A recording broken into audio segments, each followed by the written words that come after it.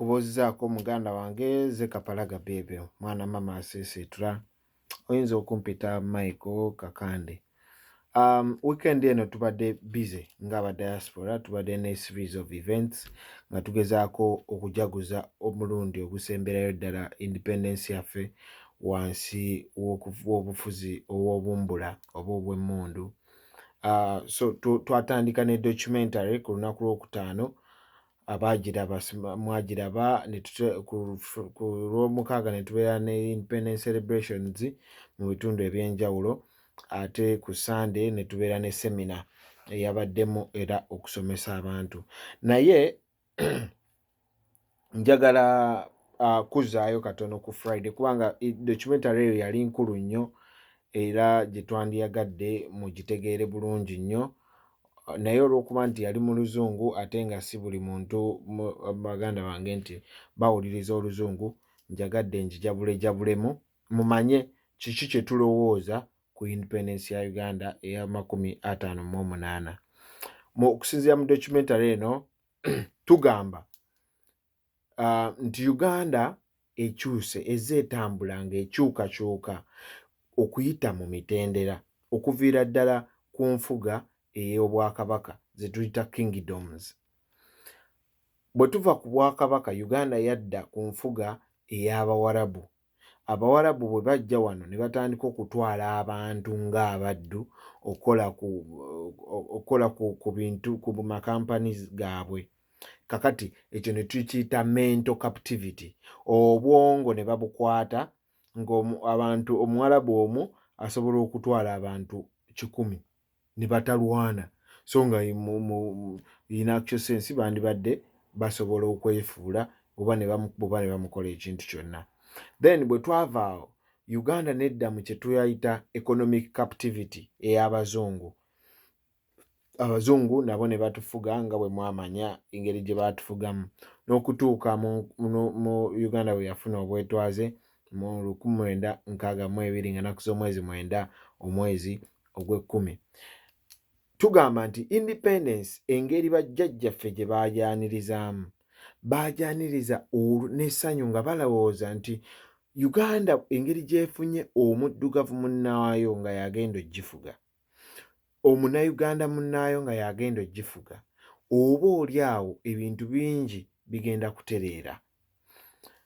Kye tugamba nti Abannayuganda baaliwo ebiseera ebyo baalowooleza mu freedom oba eddembe, baalowooleza mu equal distribution of resources oba wealth, nti ebintu eby'obugagga bijja kusaasaana kyenkanyi mu Uganda yonna.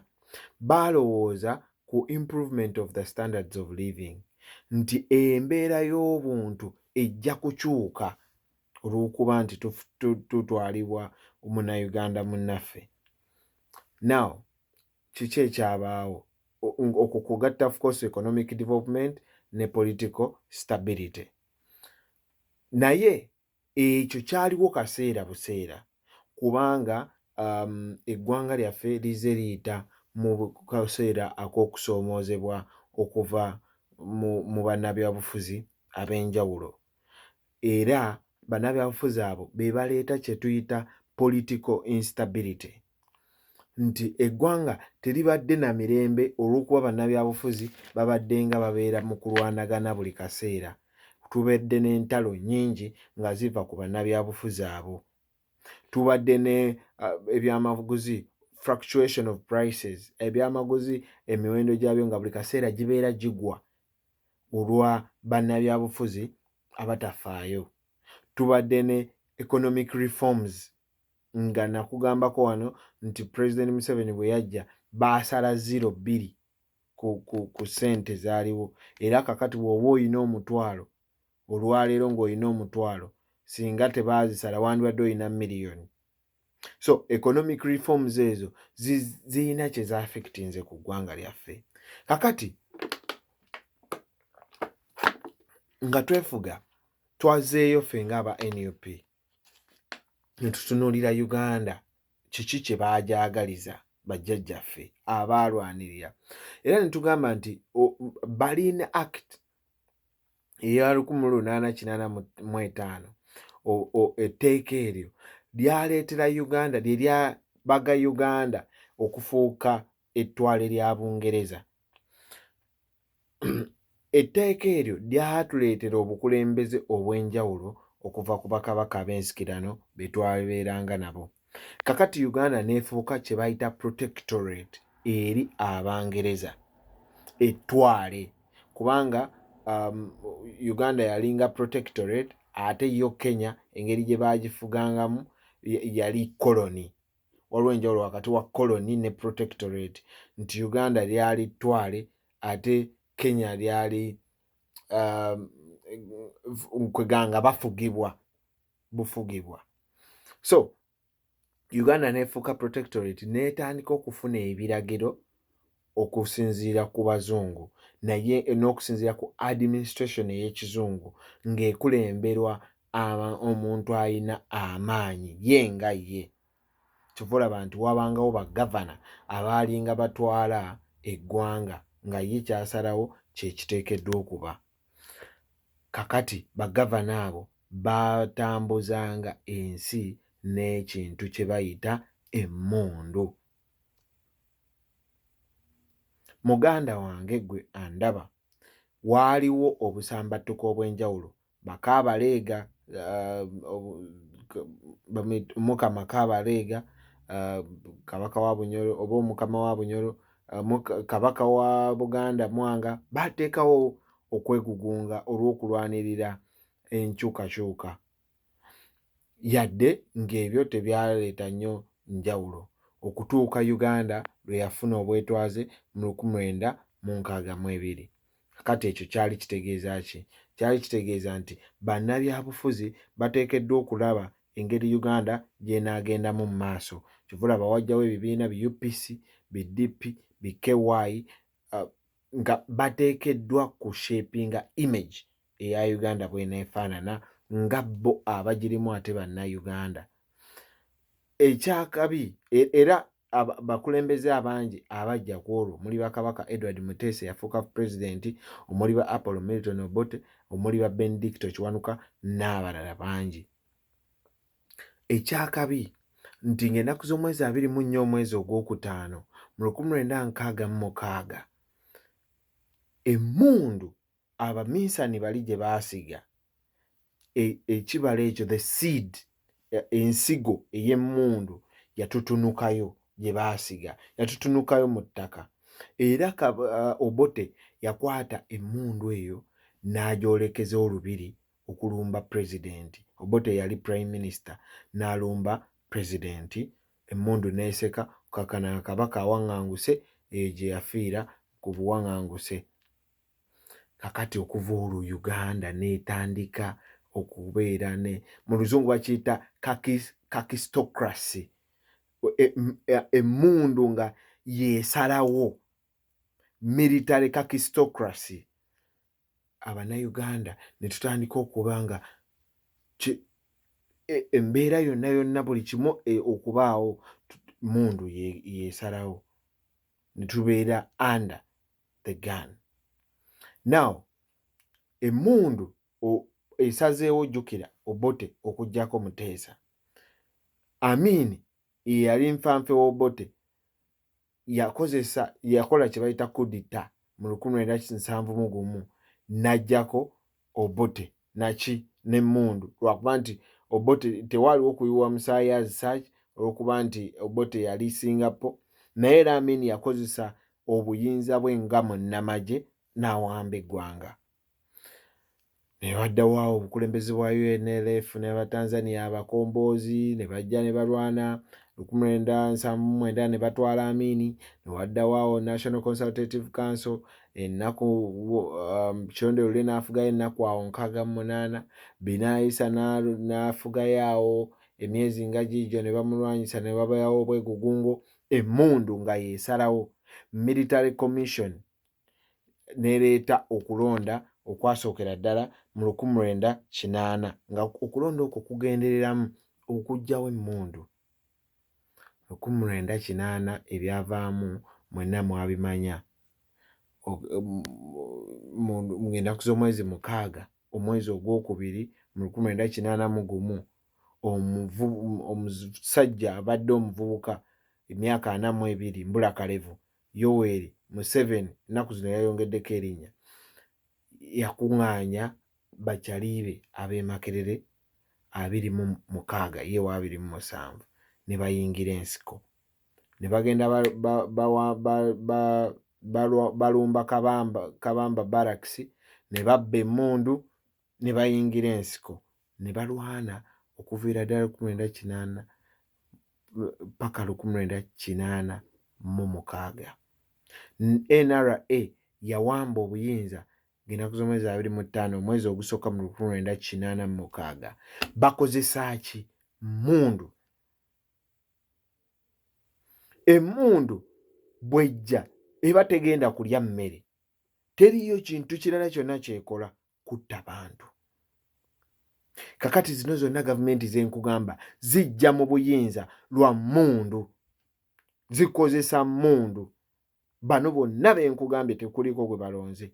N'okulonda okubaddewo mu 1980 kuko nkugambye nti Museveni ne bakyaliibe bakuwakanyiza bagenze mu nsiko era emmundu neeseka. Abantu abasoba mu 80,000 ne battibwa. Kakati ne wabaawo President Museveni bw'ajja mu buyinza ne wabaawo olutalo lwalakwena, olutalo lwa LRA lwa Kony, olutalo lweno olw'abaana olwavaamu n'okwokya abaana b'ekicwamba aba mundu.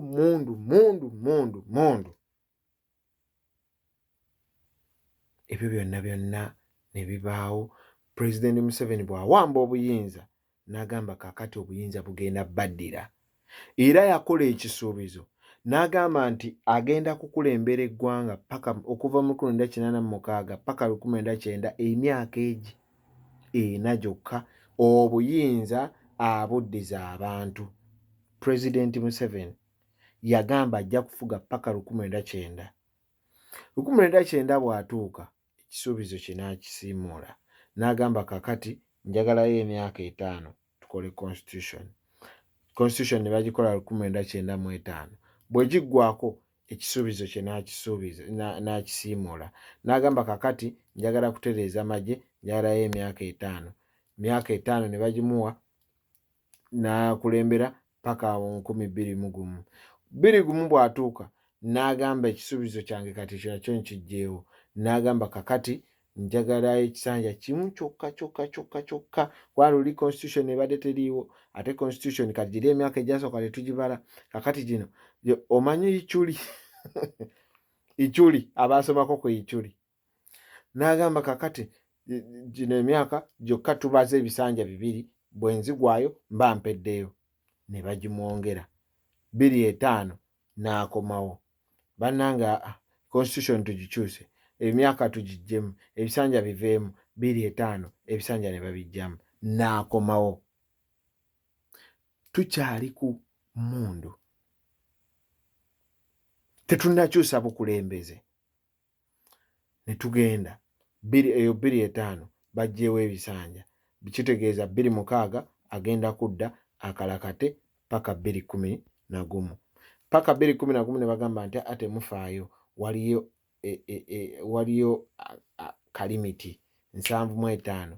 Ye kennyini President Museveni ne bamukyaza ku TV eya NTV. Patrick Kamara akola program bagiyita The Sport oba Sport On. Yamubuuza nti Mwami Museveni olowooza ki ku Uganda n'abakulembeze? N'agamba nti omukulembeze yenna bw'atuuka emyaka 75 obwongo bwe buba tebukyasobola kufuga ggwanga. President Museveni yayogera emyaka 75 obwongo bwe buba tebukyasobola. N'agamba waliyo abasajja abeeyagaliza atuuka mu 75 n'ayagala akulembere banne.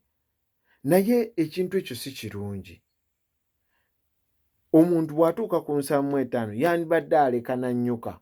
President Museveni yayogera ebyo biri ku bwino. N'agamba nti ne bamubuuza nti kati ekitegeeza gwe bw'oweze 75 todda? N'agamba certainly not. Sisobola. President Museveni yaga sisobola. Kakati mu 2017 18 ekyaliwo saagala kikujjukiza emmundu yasalako parliament okukakana ng'ekkomo ku myaka ligiddwawo nga kitegeeza President Museveni eyagamba ye kennyini nti omuntu waweza 75 obwongo buba tebukyasobola bulungi kukulembera ggwanga ne kimuwaliwe okuddamu okwesimbawo. Kakati emyaka President Museveni gy'atufuze gibaddemu ebintu bingi eby'okkozesa emmundu nga bwe twogera mu documentary eyo ne tugamba nti 21 okulonda 26 2011 2016 okulonda okwo kwonna kubaddemu obuvuyo ng'obwaliwo mu 1980 era kooti ebiseera ebisinga zibadde nga zisalawo bwe zityo ti okulonda tekwabadde kwa mazima na bwenkanya. Era waliwo obujulizi obw'enkukunanda obulaga nti waakiri emirundi ebiri ku egyo Dr. Besigye yawangula President Museveni naye obukulembeze tebwamuddira. Tugamba era nti experience ezaaliwo mu 1980 kya nnaku nti zigenda zikomawo. Mu ezo mwe mwali kye bayita gerrymandering, okugenda nga basalamu bu constituency bafune ba MP bangi. Ekyo kyekyaliwo era bye bimu ku byalwanyisa President Museveni mu nsiko. Ne kaakati kyekigenda mu maaso. Okunyigiriza bannabyabufuzi okiraba ne kaakati. Nepotism okwagaliriza okweyagaliza, basically okwagaliza eyendoosi, bagamba ayagaliza eyendoosi, okwagaliza nga buli kimu mukyeyagaliza mmwe nga mmwe, okubba ettaka, okubba essente za gavumenti, okwekuumira mu buyinza nga bakozesa amagye ne poliisi. Ebyo byonna bye byaliwo mu 1980 era bye byatwala President Museveni mu nsiko. Constitution kugambye bo bennyini gye baakola mu 1995 bagirepinze, bagenze bajjamu obuwakatirwa n'obuwaayiro kasita balaba ng'ako kabakugira. Bo bennyini ke beeteeramu.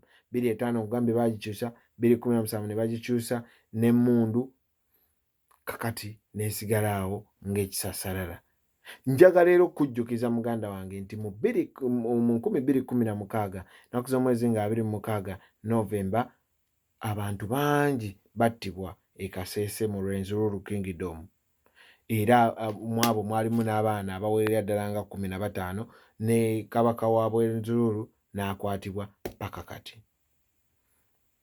Wabula eyakulemberamu olutabaalo olwo ye General Elweru era yakuzibwa mu magye.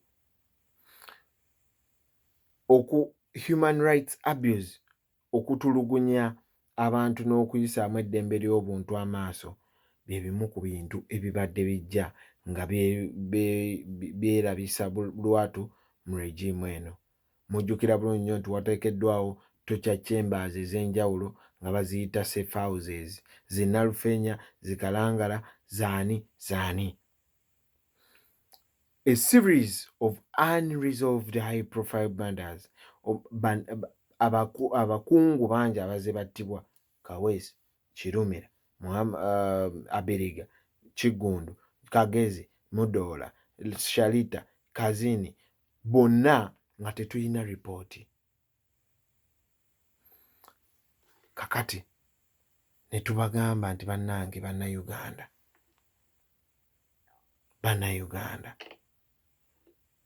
the commemoration of 58 years of Ugandan independence should be the last one under the operation of the gun. Amatikkira gano independence gye twajaguzza ebeere nga yeesembayo ku kufugibwa emmundu.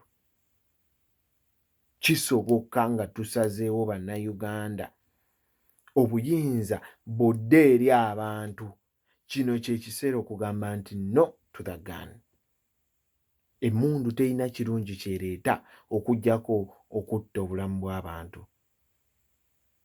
Era weewuunye nti omusawo ate weewuunye ataasa obulamu bw'abantu, asomera ssente nnyingi nnyo, kyokka omusirikale aggyawo obulamu bw'abantu asomera bwereere obusirikale. Tekyewuunyisa? So tugamba it is time to take up the power. We as the people, ffe ng'abantu kyekiseera okweddiza obuyinza bwaffe nga ffe tusalawo eri eggwanga lyaffe, so si emmundu. We the people, if we come together, our power is far stronger than the people in power.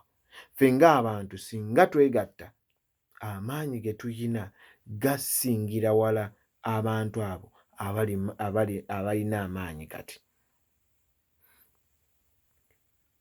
The resilience and commitment of the Ghetto Youth President Robert Kyagulanyi should be our call to action.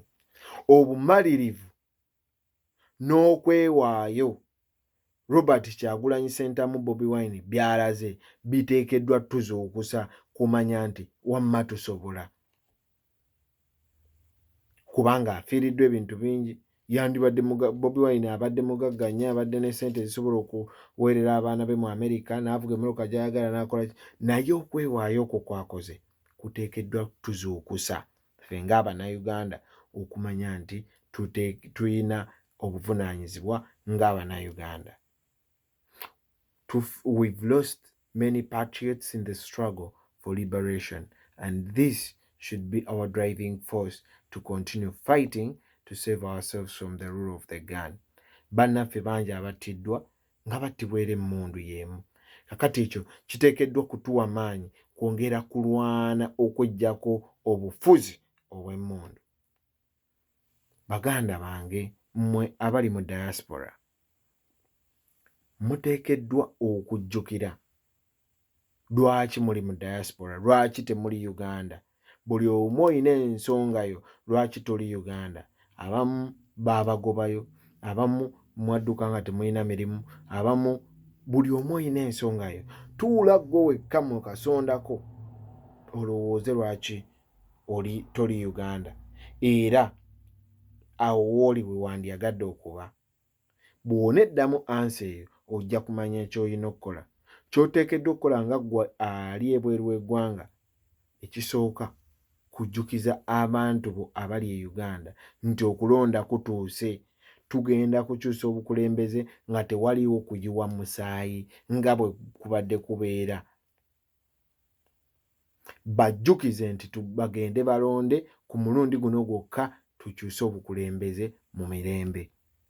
Ekyokubiri, gwe omuntu ali ebunaayira, ky'osobola okukola asobola okuddayo n'olonda kirungi nnyo. Ate asobole okuddayo okulonda, tunoonya akasente akagenda okukuba campaign. Zino campaign zaffe, si za Kyagulanyi. Kyagulanyi alina ssente zisobola omubeezaawo ne famire ye n'abazzukulu. Naye ffe, nze naawe tuyinza okuba nga tetulina busobozi obwo. So tunoonya ssente ezigenda okukuba campaign ezo okwenunula.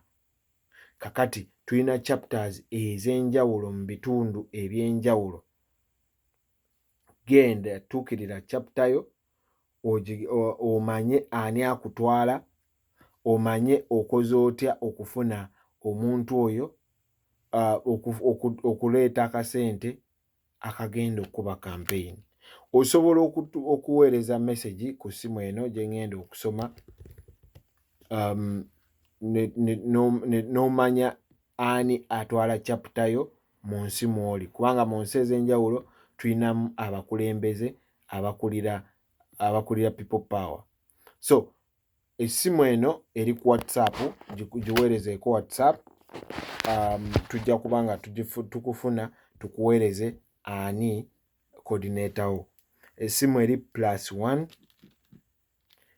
857 719 4451 +1 857 7194451. Mujjukire tulina obuvunaanyizibwa nze naawe okukyusa Uganda kubanga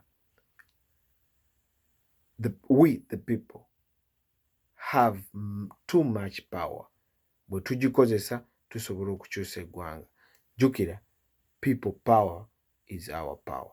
For God in my country.